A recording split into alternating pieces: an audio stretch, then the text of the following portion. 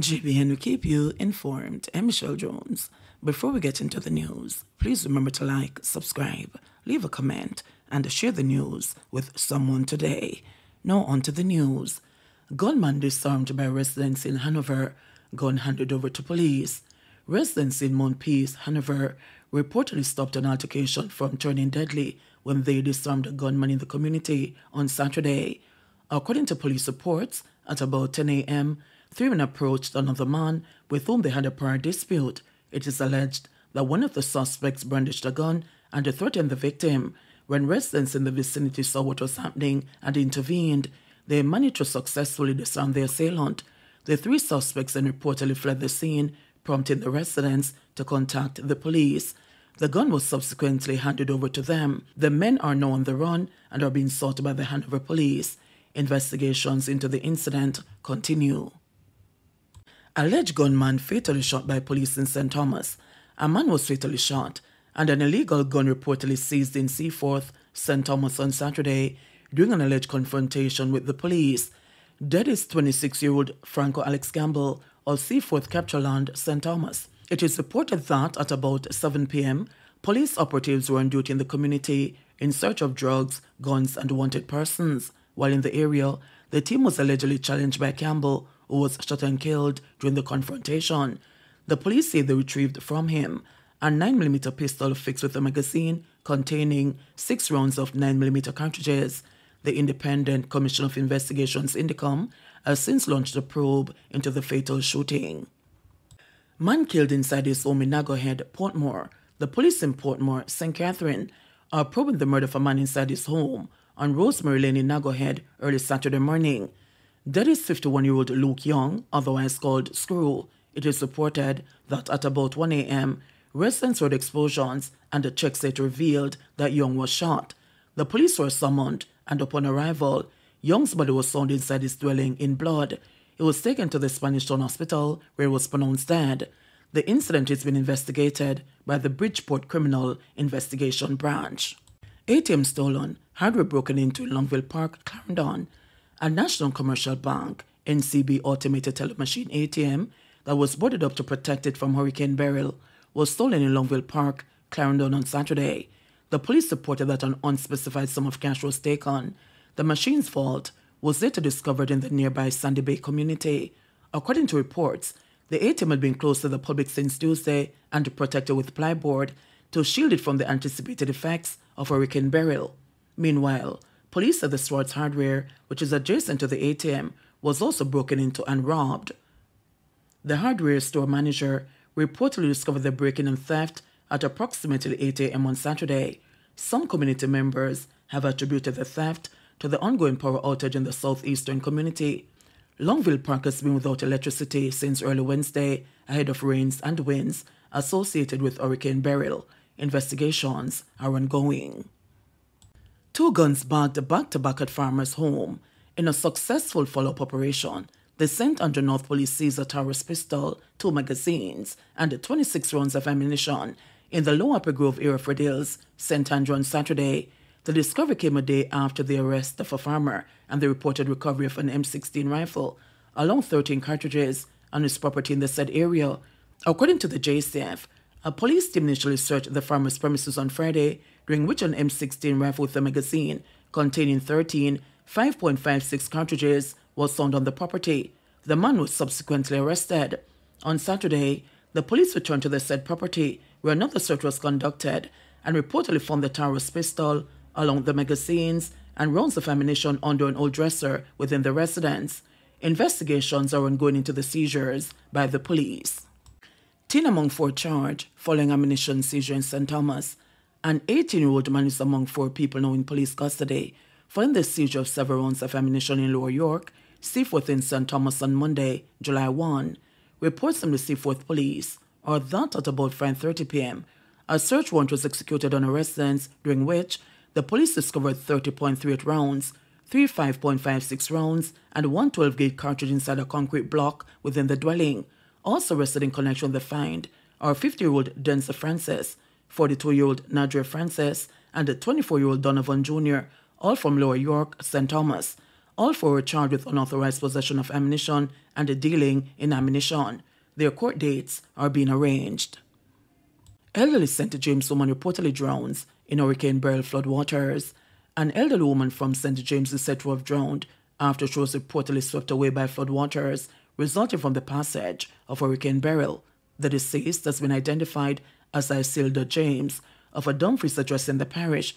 James went missing on Wednesday, and her partially decomposed body was found floating in a pond in her community on Saturday afternoon.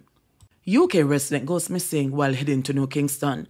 The Matildas Corner Police in St. Andrew are seeking the public's assistance to locate a man from England and Jamaica who has gone missing in St. Andrew since Tuesday, July 2. He is 49-year-old Dave Wright of a pilot work address in England and Wellington Glades, St. Andrew. Reports from the police of that Wright was last seen heading to Northward Express in New Kingston, St. Andrew. His mode of dress then is unknown. All efforts to contact him since then have been unsuccessful. Anyone with information on his whereabouts is asked to contact the Matildas Corner Police at 876-978-6003, the Police 119 emergency number, or the nearest police station. Sight of Holland Bamboo post-Hurricane Beryl broke Floyd Green's heart. While driving through Holland Bamboo in St. Elizabeth after Hurricane Beryl lashed Jamaica on Wednesday, Agriculture Minister Floyd Green's heart broke a million times. Located in Lochovia in the Breadbasket Parish, Holland Bamboo Grove is an avenue that is approximately 4 kilometers long and portrays a beautifully arched and shaded arrangement of bamboos on both sides of the road. Also known as Bamboo Avenue, Holland Bamboo is one of Jamaica's tourist attractions. Green, who is also the Member of Parliament for St. Elizabeth Southwestern, shared a video on X, formerly Twitter, on Friday that painted a different picture of the once glorious arch for which the stretch of road is known. From the video, the impact of Hurricane Beryl was undeniable.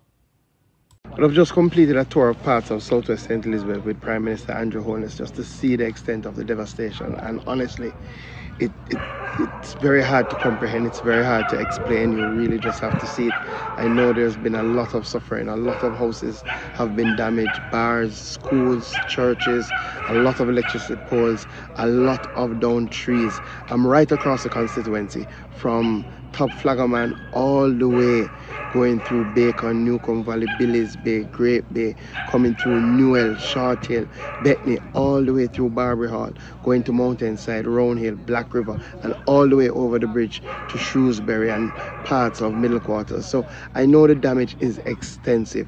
Thankfully, the PM answered the call at the first ring and came here on the first day to see some of our damage. Clearly, he couldn't tour all of the constituency, but he was able to get a good enough picture so that we can craft an appropriate response. We've already started, so the teams have been out and we have mobilized through the NAA and we've been clearing a lot of the roads. I want to thank the private citizens who have not waited, who have gone out, some who have called me and said, MP, we have to help, and are out there clearing the roads so that we can move around the constituency. Our first priority will be on clearing our roadways and on cleanup. We're trying to get JPS and Digicel to get the service back up. Digicel has been working on it, so I'm very hopeful that the service will come back. We are in this together. We will respond. We will ensure that we build back stronger. PM vows sustainable hurricane recovery assistance to Clarendon residents. Prime Minister Andrew Holness has told residents in Clarendon who were badly affected by the passage of Hurricane Beryl that along with emergency assistance, the government is moving to bring sustainable help to them as they seek to recover from the weather event. Holness made the pledge during a tour of Clarendon South East on Saturday with Member of Parliament Pernell Charles Jr. The Prime Minister spoke to residents in Lionel Town, Portland Cottage, Mitchelltown and Rocky Point. Holness said it has to be borne in mind that the hurricane season is expected to be active and therefore mere short-term fix of the roofs of houses may not be advisable. We are here in front of what was the home of Miss Darnett Loftus. Her house was totally destroyed in the hurricane, and now where the house was is now flooded by overnight rains. The general overview of Southeast Clarendon is that it was terribly affected. In other words, the severity of the damage is far more than what I have observed in other areas. And that is because of several complicating factors. First of all, the issue of drainage. This part of Jamaica, the southeast Clarendon, and indeed the coast of Clarendon coming around, is at or below sea level. And therefore, it makes it almost impossible to have proper drainage. And it is almost an inevitability that with even mild rainfall, you will have flooding. And so the residents here, in addition to having lost their roofs and seeing houses totally destroyed, such as this one, they have to contend with flooding. In addition to which, the economy of Southeast depends heavily on fishing. And all the fishing villages have been destroyed, the boats have been destroyed, and so that is another dimension of the impact. Of course, the residents are also dealing with what everybody else is dealing with, the loss of electricity. But there appears to be a greater incidence of down poles in this constituency. And as I have driven through, we have seen many down poles. And of course, where there is no electricity, there is also the likelihood that there will be no water, and indeed the residents have no water. So the residents here are impacted severely. The government will therefore be mobilizing very rapidly to assist, very rapidly. So we are already mobilized, we are already assisting those persons who are in shelters, and I witnessed the mobilization of support there. But the mobilization to help those persons who are in need but not in shelters, that has also begun. And we will increase the level of support because as I drove around, it was quite clear that the needs are great. So the instant help with tarpaulins, with water supply, small packets, care packets that would have water and food.